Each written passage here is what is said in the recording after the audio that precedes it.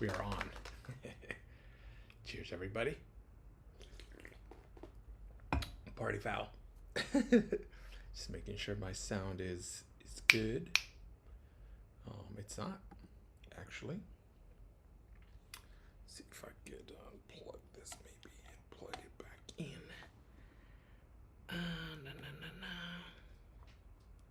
Let me see if I can do this. Let me see if I can do this. My mic is busted, I think.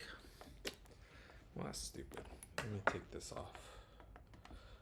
I still got to get that boom arm to really be a professional, right?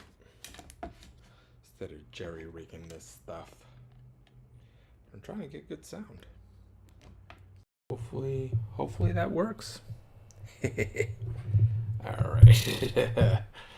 Little technical difficulties there, but we're good. Of course, I threw the intro and then I decided to check my mic, but it was unplugged. And this happened to me in the most embarrassing situation. I don't know if you remember me interviewing Bob. It happened during the live where, my audio. Thankfully, the audio, you could still hear me asking the questions and everything. And most importantly, Bob, you could hear him perfectly. But still, it's one of those things where now I'm aware of it now, so I gotta check my audio levels at all times. What's going on, Tater? How you doing? Tater's in the house. Cheers, selling everyone. Yes, please hit that like button. I would really appreciate it. Thank you all for joining. Hojo Barbecue's in the house. Salt Pepper Fire, what's going on? Primo Juan is in here. NBL, thank you very much for joining. Ricky's Foods, awesome. Thank you for joining again. We gotta talk, man. I always say this every time you pop in, right? and we never do talk, but I got some plans. So I think my next couple of interviews, they're gonna happen not live. They're gonna be pre-recorded, and then I'm going to dump them on the live. The reason for that is because not a lot of people are available Wednesday evenings. So there's a lot of schedule conflicts. So I think if I book people and then just select the time when both of us are available, that's not a Wednesday night, I think I'll be able to do more of these interviews. Because I think the interviews, I think they're fun. And I think it's cool to get new people on here and talk. It doesn't have to be a YouTube creator. It doesn't have to be someone, with a business or anything. It could just be anybody that somehow has their hands on barbecue. I think that's important. That's the tie-in to what I'm trying to do here. And let me see here. NBL, everybody's saying hi to John. Everybody's saying hi. Hello. NBL's in the house. What's up, Halundacy? How you doing? Hopefully you got that blur thing on your video all sorted out. Glad I could help you with that. I know I've known people that have had issues. I'm not going to mention what the problem was, but I've had people that had issues with it. So the moment I saw that on your video, I had to let you know. But I'm glad you fixed that, because it's not fun, man. It's not fun to be on that receiving end of that. Hello. Everybody's saying hi. What's up, my man? Yeah, there's been more and more barbecue chats. Weird. Yeah, so it's very very active, I think. It's probably going to get more active, I think, once the summer dies down, because summer, for a lot of people, not for us, not anybody in the chat that's joining me, the barbecue season is just year round, including myself. I'm grilling every day year round. That's not a problem. Some people with harsher weathers might take a little bit of a break, but let's be honest, a lot of people are, the majority, I would say, like, let's just throw a random number. Remember what they say, 99% of stats that people repeat are made up. Including this one. But let's just say 90% of people, the average griller is not cooking year round. They're probably just cooking heavily on the summer months because you got people over. There's 4th of July, there's Labor Day, there's Memorial Day, but other than that, they're not cooking as frequently. We would love for them to grill because that means more views.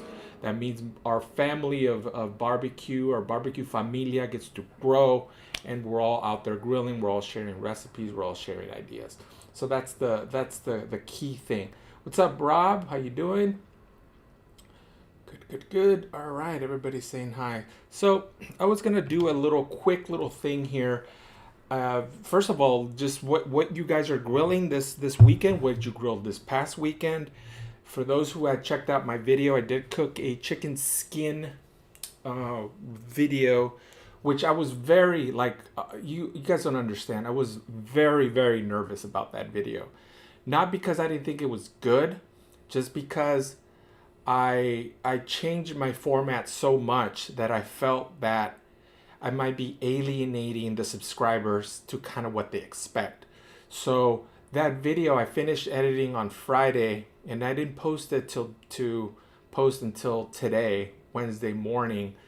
And throughout the weekend, I was just nervous. I didn't know if it was going to be received well, if it was just going to be, because I felt like I was on camera too much, I was talking too much, and I was just getting in my head where it was just, I felt uncomfortable not being in the front of the camera, but just releasing that type of video, just straying away too much away from the format, because it's not a recipe, even though there are elements in there how to cook a chicken, but it was still, I was nervous. I don't know why, but we'll see how it is. And I think anytime you you change things up on your channel, you are going to feel a little nervous. But I still feel that changing up the style is better than just going with the same style all the time and not changing it up. Especially for us small channels. I think for us small channels, we have the luxury of doing whatever the heck we want, right? We're getting low views, we're trying to grow our subscriber count. There's no reason to stick to the same format. Unless you're doing it for speed, because I understand that if you're used to a certain way of making a video, then that's the way that it happens, right? So anytime you stray away from that, it slows you down. So I understand, especially when you're starting out, you kind of want to just create a rhythm. This way you're constantly making videos, you're producing content. But I think for the small content creators that are in the chat, change it up once in a while. Get out of your comfort zone. Do an easy recipe. Do something that's quick, that's fast, and just change it up. See how that goes. See how that lands. I'm not promising that's gonna land you huge growth.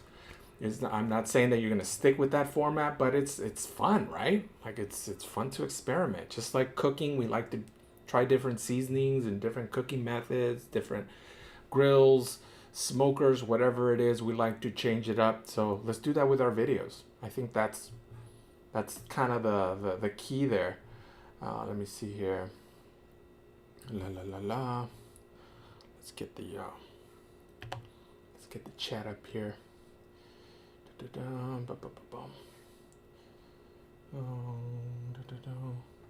Yeah, dude, thanks for the heads up. Yeah, no problem. What's up, Rob? Everybody's still saying hi. Chicken chicharrones. That's exactly what it was. That is exactly what that video was. Let's see if I could pull it up on the screen here. But I'm gonna turn the sound off. I should have checked this before, but let's see if we could get sound. Probably not. I'm in incognito mode right now, so that's why it's a little funky. Can I should be able to somehow. Look at this. I got a YouTube offer. Look at this. Save $32 on YouTube TV. How could I not claim the offer? But as you can see, I try to make this. It was an educational video, right? There's no there's no way around it. The cooking of the actual chicken was an afterthought. I was cooking chicken. I knew what the topic was going to be, and I said I need to shoot a little bit of B-roll of me cooking the chicken, because otherwise it's gonna be it's gonna be it's not gonna make any sense, right? So I'm glad I did that. And again, it felt uncomfortable, talking about this chicken without actually going into details like this, how you cook chicken. Mostly because I already got a lot of chicken videos on my channel, so I didn't feel the need to do that. And this tip that I shared on this video is something I've already done on a past video, but I just wanted to showcase and make its own dedicated video because not a lot of people are going to dig up my old videos and remember what video they might have seen that in. So I've done it before, but this time I just decided to kind of highlight that tip. So I'm thinking of doing that, making like a sort of a series of me just going back to older videos and just cherry picking tips, tricks, hacks, whatever it is you want to call them, and just making dedicated videos. Because I think there's a lot of information out there, but sometimes it just, it kind of, you just don't remember where it came from, or you don't have an idea, what video it was. So I think this is gonna be my way of just collecting those. It's not gonna be every week. We're back to a regular recipe video the following couple of weeks, but maybe I need to go back to my library and kind of just cherry pick the individual things here. It's good to stray away from the format. Exactly, Al, and you understand that because you're creating content. You understand how, once you get used to a particular way to tell your video, your story, your recipe, whatever you want to call it, it's hard to stray away from it because you're so used to just doing it that way. But I'm always changing up my style. It might not seem like that, but look at my earlier videos. It's my very first videos, like no, you don't see me at all. So sometimes I'm up front. There's been videos where I just start right at the recipe. Those did not work out, by the way. Me just starting, like if the first shot is just me chopping something and then just putting it together, just right with the recipe. Those videos didn't work for me. But again, I'll revisit that. Maybe when a certain recipe just calls for that, doesn't call for an introduction, doesn't call for my mug to be out there. Maybe it just requires me to just start it, and that's what I loved about YouTube back in the day when I used to just consume videos and I'm looking at recipes. There is usually, a bit of a couple of minutes of them talking, and then it gets into the recipe, which I always liked it when they got right into it, because that's kind of what I wanted to get into. But now as a content creator, I watch every second of, anytime I watch a video, I watch every second of it. Even if they're talking there in front of the camera for 5 minutes before the recipe, I'll watch the 5 minutes, just because I understand how valuable it is for that content creator. Because I understand like how valuable it is for people to watch your entire video, for people not to skip around. But we're not going to convince everybody to do that. But I was just saying that it's hard, So let me see here. Let me see. It's good to stray away. I did that in my last video. That's awesome. That's awesome. I did 8 briskets so far, and this weekend cooking 300 pieces of chicken is a damn. Barrio Cookers, man, you're on a roll there. So 8 briskets, that's good. That brings me up to the how many briskets have you cooked? There's a poll question up there. Looks like there's 53% of you haven't cooked a brisket at all, and there's 40% 1 through 3, and a lot more. The 7% is probably you, Barrio Cookers. You're the 7% that's cooked 8. That's awesome. That is awesome. Now, did you? You're obviously. Are you cooking for family? Are you catering? Are you people buying this? Like, what is that? What's behind that, Barrio Cookers? Or do you just love the heck out of brisket? Because I would cook 8 briskets in the summer if I had enough gatherings of people coming over. I would gladly cook. 8 parties, 8 briskets. I would gladly do that. But and obviously if we're selling them, then that's another reason to do them. But that's great. Let me see here. Peaceful Des, how you doing, Peaceful Des? Welcome, welcome. Da, da, da, da. I've done about 3 to 4. That's also, I mean, for the summer, that's a lot of brisket, Al. That is a lot. Even 3 to 4, because I know like it's the thing to do, right? It's for me, it's just relaxing. You're out there, got some free time. Plus, at the end of it, like it's delicious, right? It's amazing. Brisket's awesome. Da, da, da, da. But in Texas is what you expect. Yeah, yeah. I know Texas is big on brisket.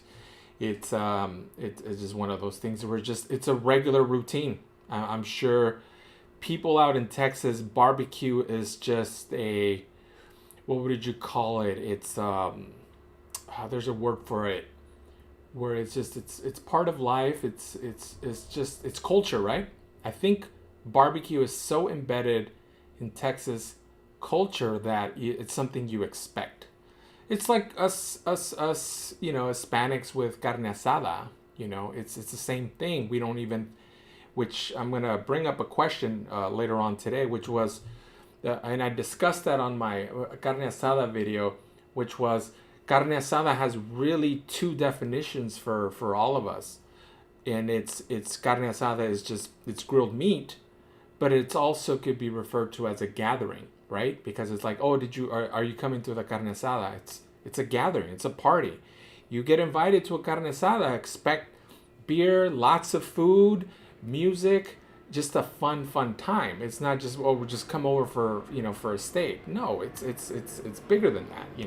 And at a carne asada, there's gonna just not be grilled meat. There's gonna be some chicken. There's gonna be hot dogs. There's gonna be sausages. There's just gonna be ribs. There's just gonna be everything, corn, just different types of salsas, just food, just everywhere. And that's how I was telling my wife recently that us Hispanics, if you're not Hispanic and you get invited to a Hispanic party, just prepare for a feast. We go all out. At least our families, and just by speaking to other Hispanic people, whenever they have gatherings, it's a big thing. It's a gathering. It's a ton of food, and expect to just be fed, because we love to eat. And the other culture that's the same way are Filipinos. I don't know if you guys know any Filipinos, but Filipinos, they know how to get down. You go to a Filipino party, they provide a lot of food, and they're having a great time. So I think Hispanics and Filipinos are the two that are just expect a good time. If you're ever invited for some food, for a gathering, expect good times. Lots of food. So let me see here. So I was gonna see if I could do this. No, I won't be able to do it. Or maybe I will. Yeah, I could do it. So I was just gonna go over some questions that I got recently on my channel, just because I've been getting a lot of comments on past videos, which I wanted to highlight them, go through them quickly. And here's the first one. So this one was commenter on my lengua video. It says, I love lengua, the food truck I get it from. They add lettuce, tomatoes, and a slice of avocado. Any reason most people don't add those? So obviously I responded to this commenter, but I've never heard of adding lettuce to a taco de lengua before. A cow tongue tacos, I'm sorry. I never heard of anyone adding lettuce, but I replied, I mean, I obviously don't have the reply of what I said, but I told them that you could put whatever the heck you want. If you want to put lettuce on your taco, put lettuce on your taco. If you think that's it just deserves a little cilantro, onion, and some green salsa, then that's all you put on it.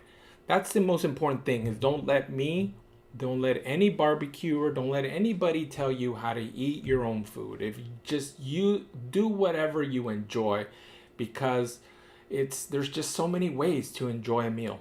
And that's the main thing that I wanted to highlight, is don't let me or anybody, don't let the recipes or anything tell you how to do that. And I think for the most part, anybody here in the chat that loves to cook, you're always adding your own spin to stuff anyways. Whether you see a recipe online, whether it's a recipe someone, a loved one, family member, friend gives to you, whether it's a video you watch on YouTube or a TikTok, you always do your own spin. So that's the important thing to kind of grasp, is enjoy it, love it, and add whatever you want, and leave out the stuff that you don't. If you don't like onion, then don't put onion on your tacos if you don't like onions.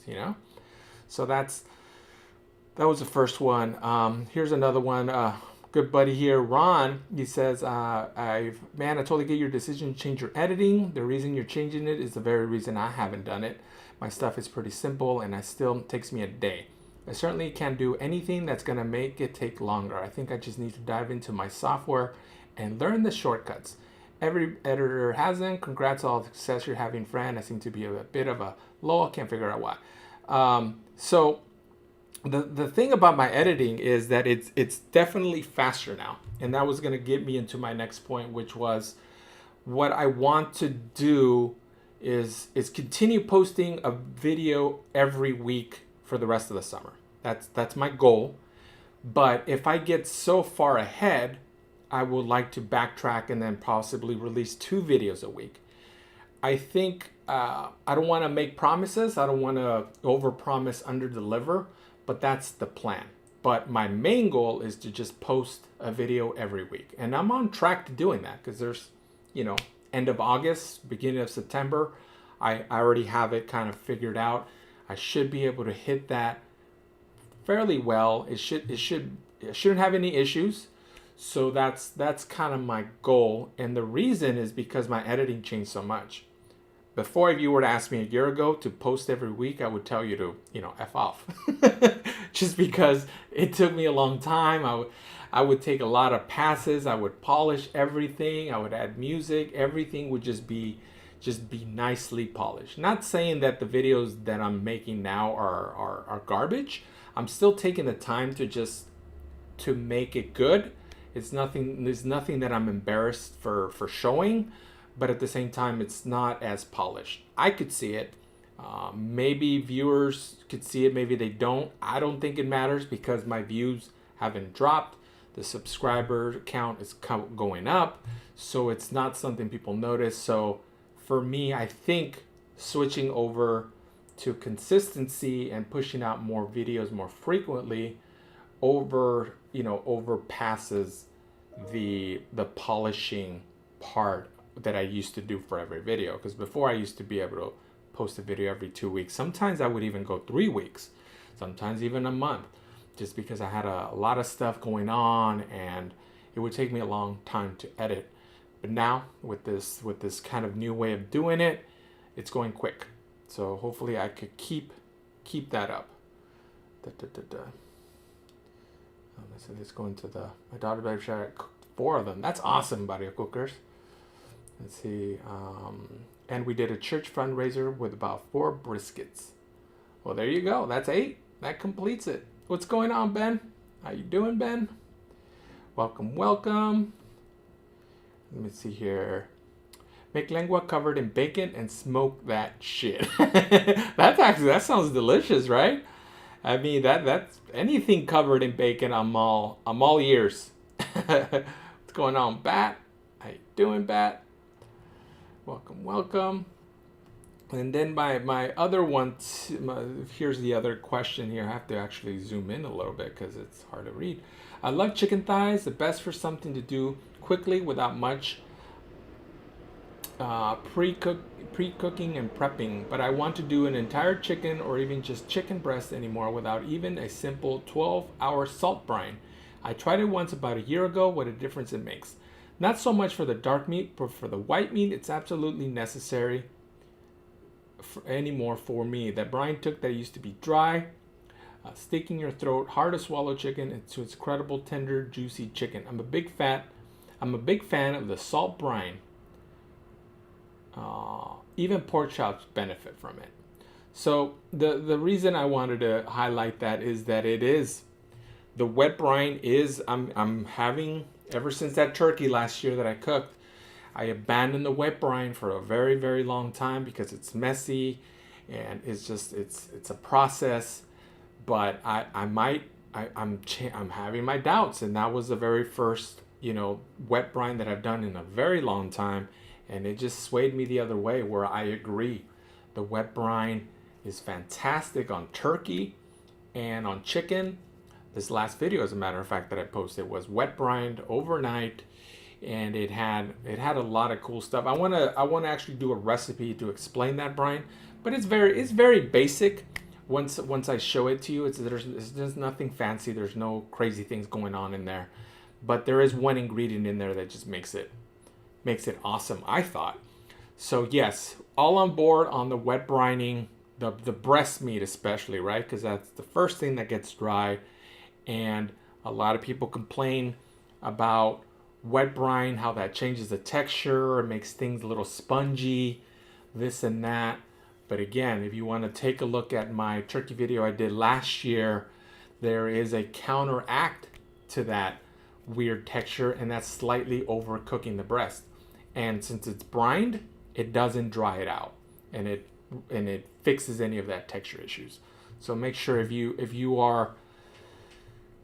hated the wet brine because of the texture as much as I did, then you should check out that turkey video that I released last year. And I'm going to do it the same way this year, and probably on the rotisserie. That's kind of my goal for the family. Let me see here. Your chicken is really juicy. Nice job. I always cook mine over direct heat, but I must give your technique a try. Now this comment was done on my chicken. I break down a whole chicken and then I cook it, I grill it, and I show you step by step what I do. So the reason I wanted to highlight that is because there's a lot of interest with direct grilling right now. If you're a content creator, if you're still in the chat, or if you catch this on the replay, let me tell you, there is a ton of interest or direct grilling food. That it's we're always told indirect is the safest way to do it, but let's face it, direct grilling, your protein just adds so much flavor, whether it's chicken, whether it's pork chops, whatever it is, ribs especially too, because I'm a big fan of the just hanging the ribs on the Weber Smoky Mountain, hanging ribs over the fire just produce excellent flavor. Tri-tips are I'm not going to just say tri-tip, just any steak in general, just cooking directly over the fire is outstanding. So chicken, things that are a little bit fatty, ribs and all that, they require a little bit of maneuvering and just really watching your heat to make sure things don't burn, but you get some amazing flavor there too. And I got that direct direct heat ribs video on my channel already, where I do that, where I discuss it, and it's awesome. It's good stuff. Let me see here. The other thing here, let's see, do you have a video where do low and slow sliced ribs? And I actually don't have a video where I do have about 3 party rib videos. Did it on the Vortex. I recently did it on the on the S&S grill, and then I did it on the Weber Smoky Mountain. So I did party ribs 3 times on my channel, but I've never done them low and slow. Usually when I cut them up for those that don't know, party ribs, you got to cut them into individual ribs instead of cooking the whole slab. I've never cooked those low and slow, and that's something that I want to do for sure. So be on the lookout for that I am going to try to, it's not anytime soon, but it's on my radar. I just wanted to see what the difference is between cooking ribs, just single slab like that versus a full slab. I'm thinking the full slab is probably going to be a little bit more there's going to be more moisture in them. They're going to be more juicy, but I could be wrong. I don't know. I know the individual ribs are probably going to cook faster, but let's try them. Let's try party ribs low and slow. So I'm gonna go really low. I'm gonna go 225 on those. See how long they take, and then see what kind of texture I get, what kind of feel obviously I'm gonna get more bark, right? The bark is all around that rib, so that's something that I'm going to definitely give a try. So has anybody in the chat done that? Have you ever do party ribs low and slow before? Let's see. Curious, are you doing any offset cooking area when using just one of the baskets? Maybe they're just taller. They look nice in quality. So this question was by Sleeper Lance. Sleeper Lance. Yes, Sleeper Lance.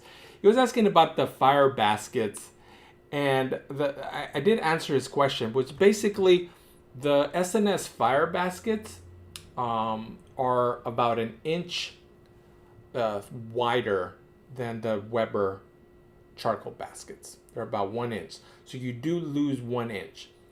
If you look at my chicken video that I dropped today, since I put them on opposite sides, the indirect zone in the center is you're losing 2 inches total. So you're losing 1 inch on one side and then 1 inch on the other. So you're losing 2 inches of indirect zone just because the baskets are bigger. But they're also heftier, they're much better quality, they are deeper, so you can fill a lot more charcoal, because I know for those who use charcoal baskets, you refill that Weber basket a few times.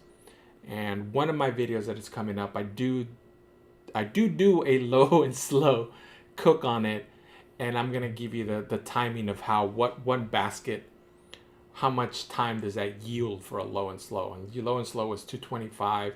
I think it was more around 250, but I'll give you a timing on that on the next video to see how one of those fire baskets last. So we'll do that. Let me see here. What's going on, Rick? How you doing, Rick? Welcome. Let me see here. I would recommend injecting low and slow party ribs. Oh, really? Okay. That's interesting. I'm on the same side as Ruben is.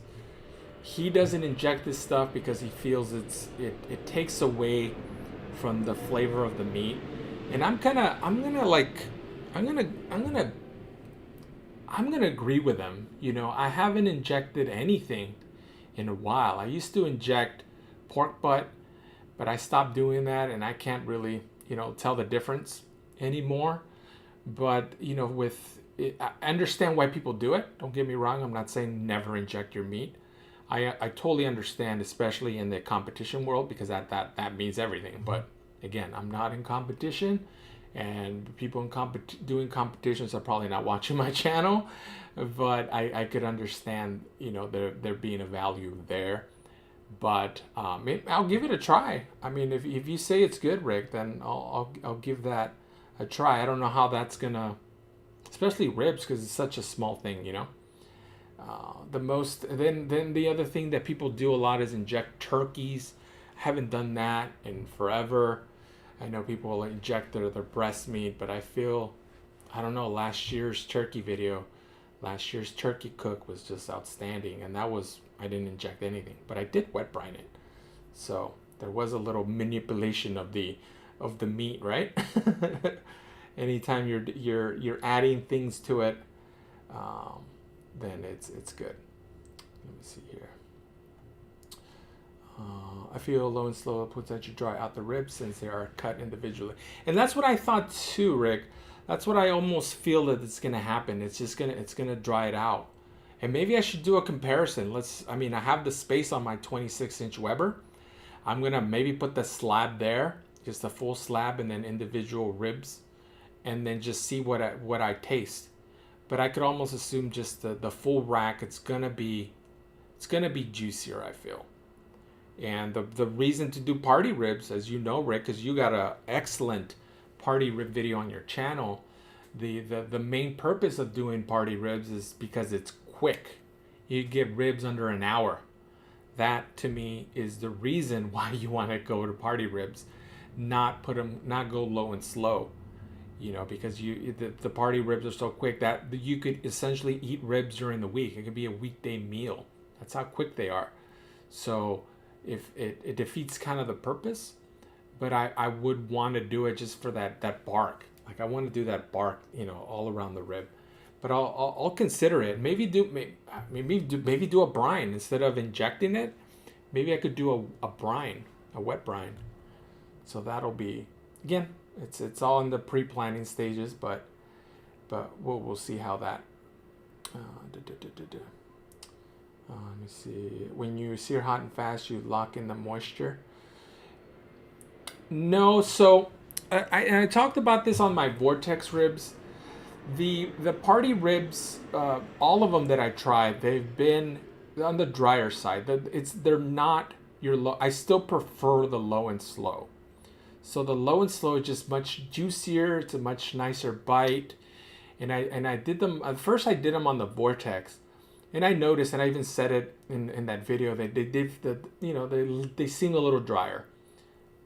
But again, ribs under an hour, you can't argue with that, right? So that's why I still, my favorite way to cook a rib is still hanging it on my Weber Smoky Mountain, because you figured that would dry the heck out of your ribs, because you are cooking hotter temperature faster.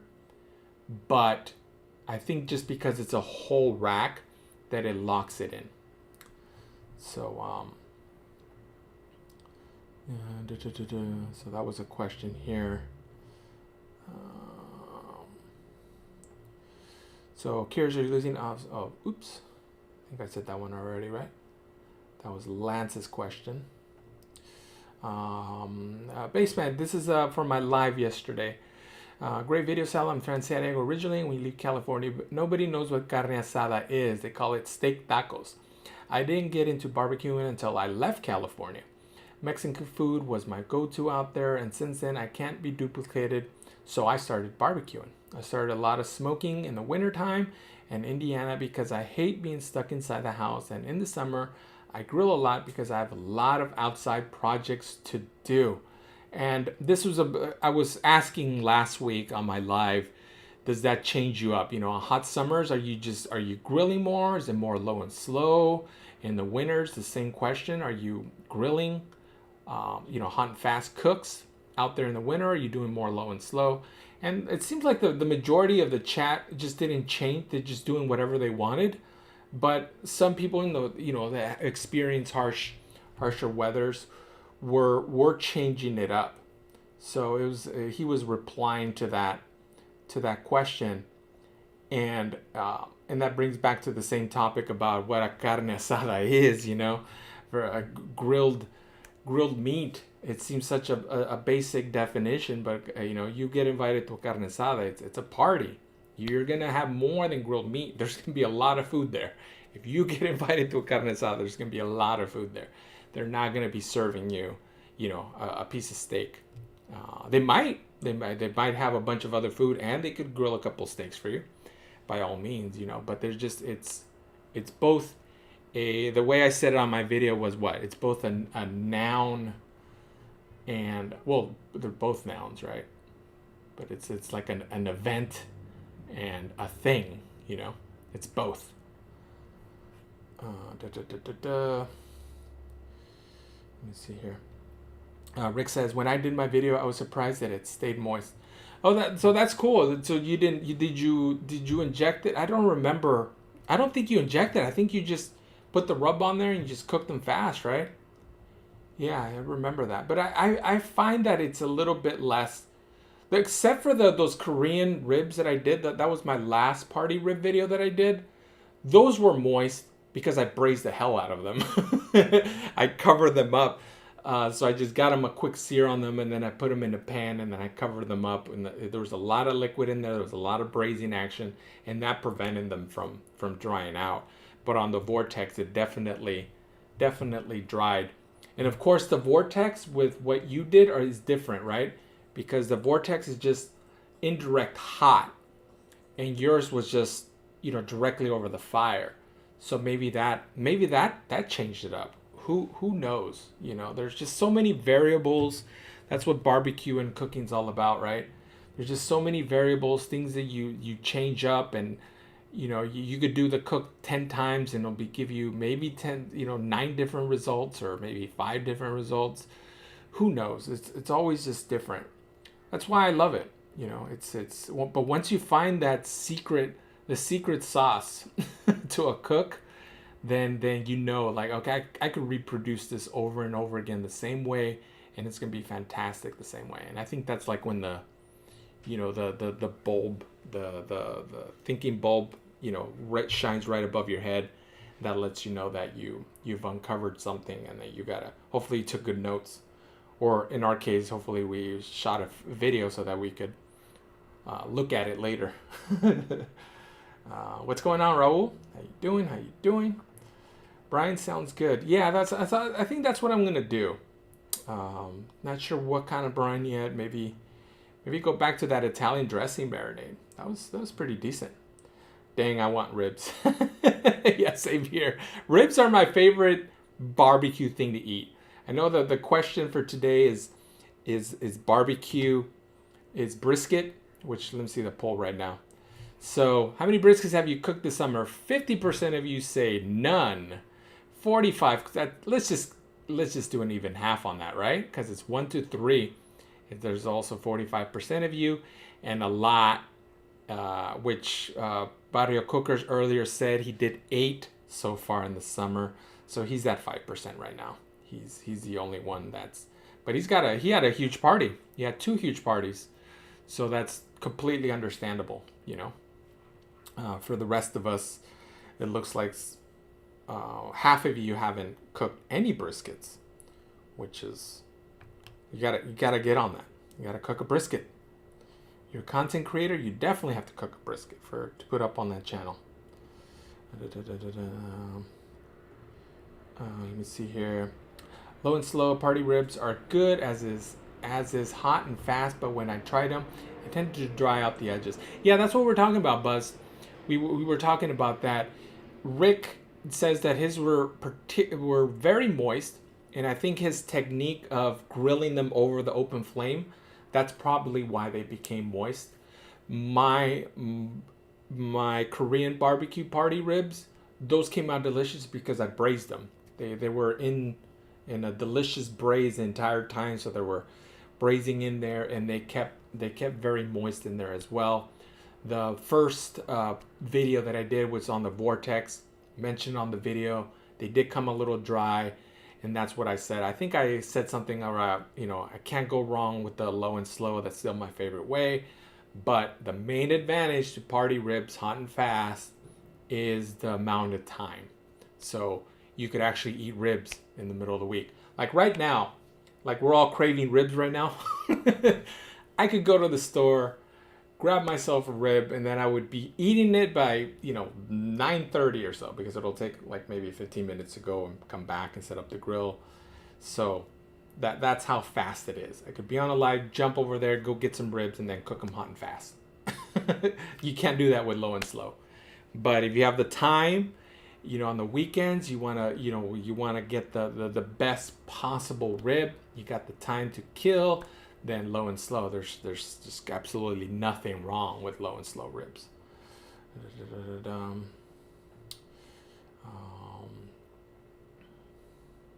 So I was surprised that they stayed moist. Like, you haven't heard that before. I think Lance is being dirty there. I did try brine wings and cooked them in my oven yesterday. Crispy, just didn't miss barbecue flavor. I dried dry wings and cooked them in the oven. Okay. That's good. I mean, I enjoy, wings are just amazing, right? Next to ribs, I think wings is my next favorite thing to eat. Because you just do so many things with sauces. Chicken wings are just great, you know, and I need another chicken wing video. And I need more rib videos. I need a lot of videos. There's a lot of, I'm just getting me hungry here. Peaceful Des, hi Rex, sorry I'm saying hello. NBL, great Lance, feeling a lot better. Hopefully you're good, NBL. I'm not sure something was going on with you, but I'm glad things are better. Good to hear it gets better day by day. Hello. I've got a video on hot and fast Chinese char siu ribs with the vortex. Oh, that sounds delicious. Why are we still talking about ribs? My stomach just went. Cheers. We are about 13 minutes off, right? We're at the 47 mark. So let's see here. Let me more questions. Let's bring up more questions. Lance, you missed your question. I had your question up here, highlighted. Maybe you catch the replay. But I was talking about the fire baskets. Your question about, how big they were. I did answer that question here. Even though I did reply to your comment, I'm highlighting a few questions tonight. So that's, and yours was one of them. Let me see if I could continue with this. No, that's not it. That's not it. Right here. There we go. Where are you at? I don't even know where I left off. I was curious. Are you obviously cooking area? I think I did that one already, right? Video. Oh, I've got two more. I'd love to see a recipe for birria when you have time. Birria. Who wants a birria recipe from me? From moi. Poor old me. What do I know about birria, right? That video is coming at some point. I'm still trying to get that recipe perfect. I have really high standards with my birria because we know this lady in the family who makes the birria for us. We never make birria because hers is so delicious. And I've been trying to create that same recipe for the longest time. I've been unsuccessful. So whenever I'm happy enough with the birria recipe to make a video, then that's when you'll see it. But I'm working on it. I'm really trying, and hopefully I could, I'll go through the motion, and I'm going to test it a few times just because I want that recipe. I just really want to stand behind that recipe because, I love birria and I want it to be, I want that video to be good, and I want the recipe to be good. I want people who follow that, I want them to say, damn, Sal, I tried it and it was perfect. It was excellent. That's the type of comments that I want, but it's not yet ready. We'll just leave it at that, but it is coming. So we'll revisit that soon. When I pick up a burger, this is today. So no, this onion burger I mentioned, no one responded to that question, which was, on the onion burger, and I'm asking the chat right now, when you make an onion burger, are the onions supposed to be on, like you're eating the hamburger, are the onions supposed to be on top or at the bottom of the bun? Or does it even matter? And I asked that question just because I always thought it was the onions, it was bun, onion, patty, and then the cheese, and then the mustard and pickles, and then the top bun. But now I'm thinking it's the reverse of that it should be bun, cheese, patty, onion. No, wait. I just did that the same way. But what you get what I'm saying is the onion supposed to be at the bottom of the patty or on top, or does it even matter? I mean, that's ultimately what it is. It goes back to my earlier comment of just eat the burger however the hell you want. Why are you asking me these questions, Sal? Just eat it any way you want. But this person, Ed Wilderness here, he's hilarious, right? When I pick up a burger, I eat it upside down. So for me, the onions being on top bottom is not a problem. So apparently he eats his burger upside down anyway, so it doesn't matter, right? That's awesome. And he's been leaving me a couple of nice comments, so I appreciate you, Ed Wilderness. Thank you for those comments, and I love you checking out my older content too. That's amazing. I love it when new subscribers go in there and check out your older stuff. So we're 50 minutes in. Let's see if anybody has questions, particularly that onion burger layering. If you have anybody has strong opinions where the onion has to absolutely be below the patty or above the patty, who knows? Things sound nice hats. I'm a man of many hats.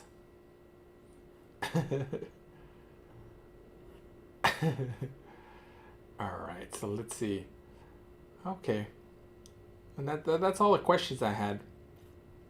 Now, for the one thing that I kind of wanted to talk about is my next video, and I'm gonna leave it up to the chat to decide.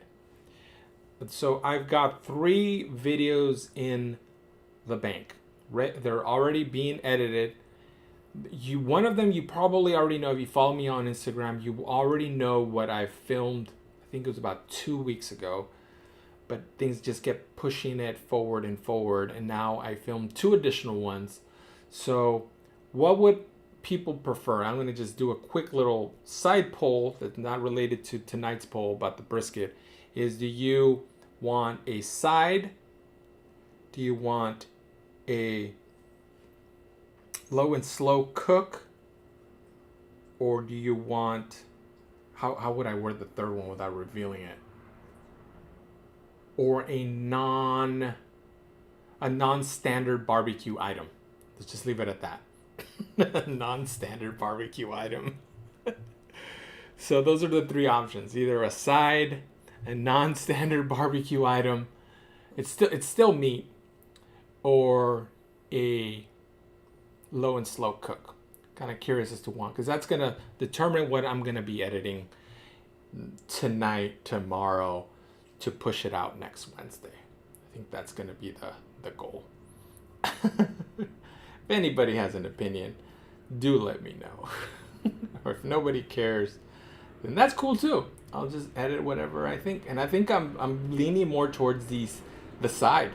Bat here says the side. So see, me and Bat are just on the same wavelength, and that's the video that I think is visually more appealing to me. That's why I was more excited about that one, just because the thumbnail is just, I love the way it looked. So 1 vote for side, and unless people say no, I want the low and slow cook, then I'm gonna go with that. I'm gonna go with Bat. Bat suggestion of doing the side.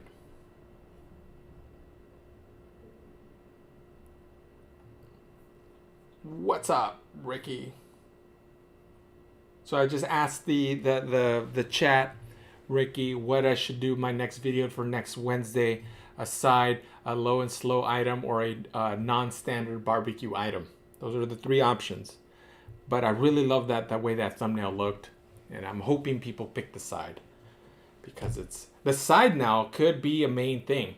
It's definitely something that you could snack on. You know, it's good stuff. But if you made that, and on top of that you just, you pull in with, some, just like some ribs or like a brisket, or something that, a different protein, and you pair that up with that's gonna just, your guests are just gonna love you. Your family, your friends are just gonna adore you if you do it that way. Side would be nice and save you from the hot grill. So the videos have already been filmed.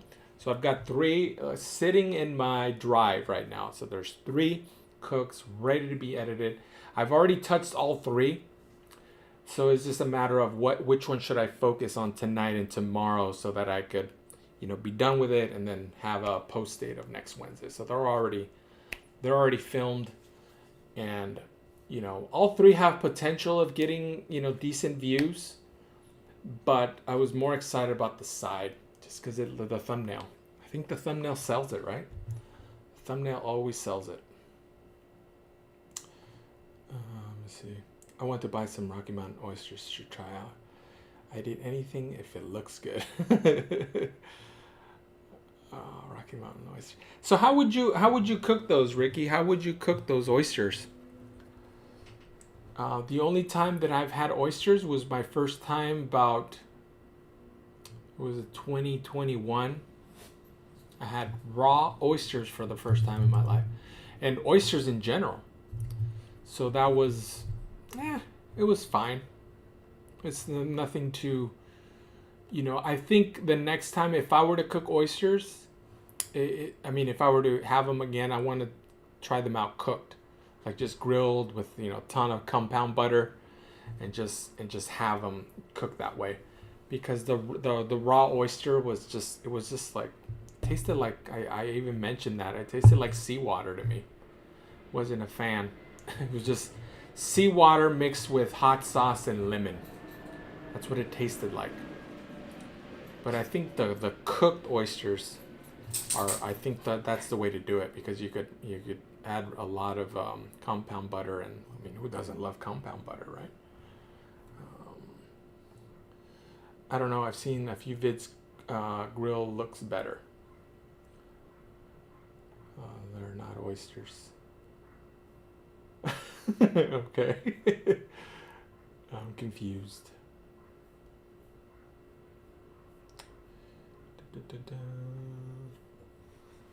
Wow. Huevos testicles.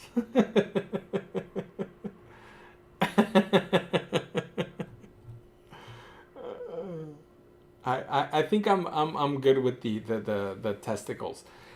Actually, I'm fine with anything, like when we're talking about brains, and we're talking about eyeballs, and we're talking about balls, both eyeballs and balls. I'm okay. There's plenty of meat on that cow that's good. I don't need to be eating no eyeballs or brains. But yeah, the weirdest, I wouldn't even call it weird, just because I grew up eating, a lot of people are just, they're weirded out by cow tongue. I've been eating cow tongue since forever, and that to me is not weird at all. But I know a lot of people think it's weird. But like when you're talking about liver, I'm also not a fan of liver.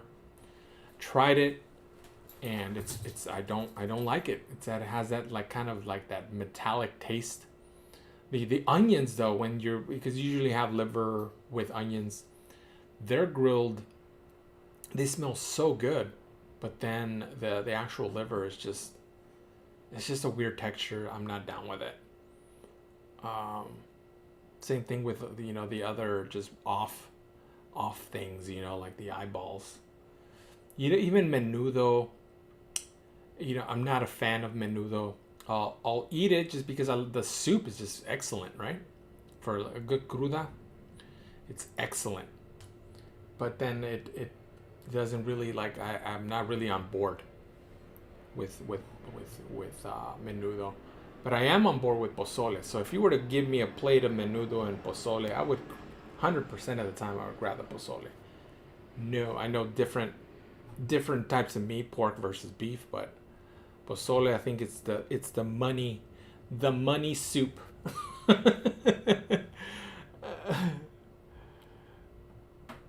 My grandma's made lengua en chile colorado. That sounds excellent, actually.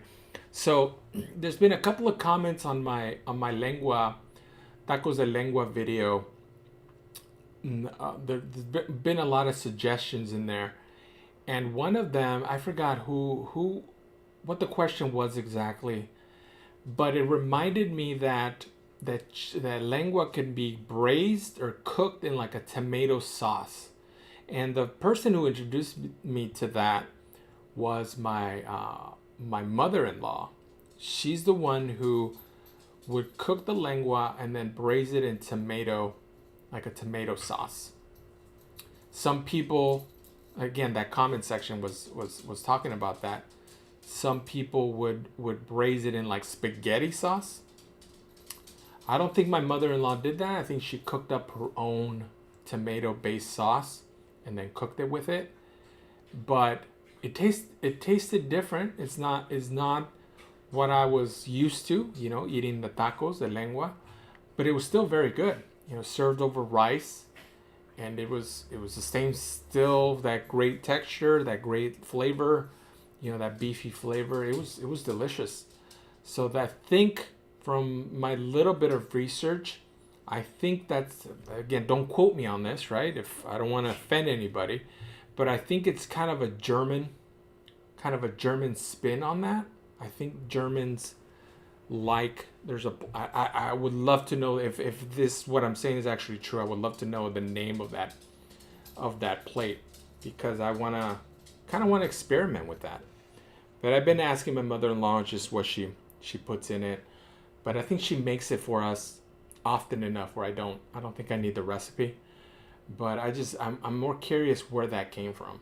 And there's been a few people that mentioned it. And I remember that commenter who wrote that tomato sauce lengua recipe, he was actually German, or his name sounded German.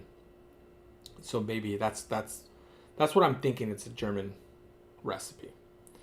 But again, don't quote me on this because I'm still unsure. And I don't even know how to even Google that, right? Cow tongue tomato sauce recipe. Has to be a name for it. I'm a menudo guy.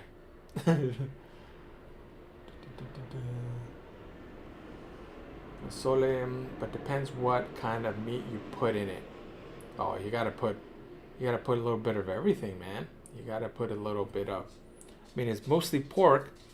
I could go away with patitas. You know, a lot of people put pig feet in there. I'm not down. I'm not down with the pig feet.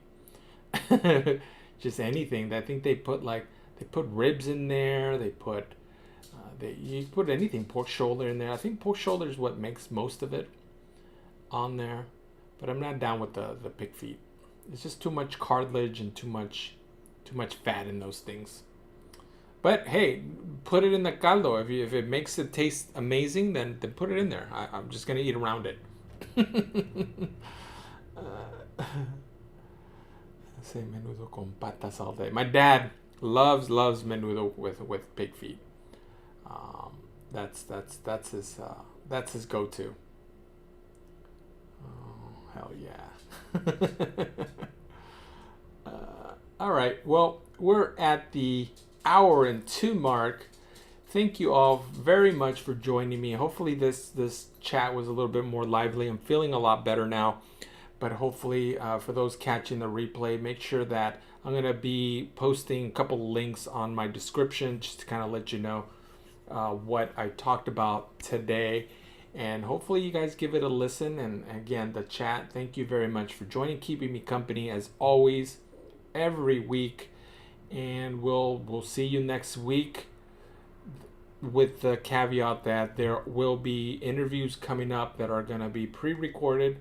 I don't know if I should incorporate that into the actual live or they should be standalone, but I still got to wrap my head around that as well. So lots of plans, lots of videos. Check out my chicken skin hack video that was released today, and go check out my next video coming out next week, and I'll see you guys next week on this live. You'll have a good rest of the week. Have a fantastic weekend. Stay safe, stay cool, and we'll see you on the next one. Later.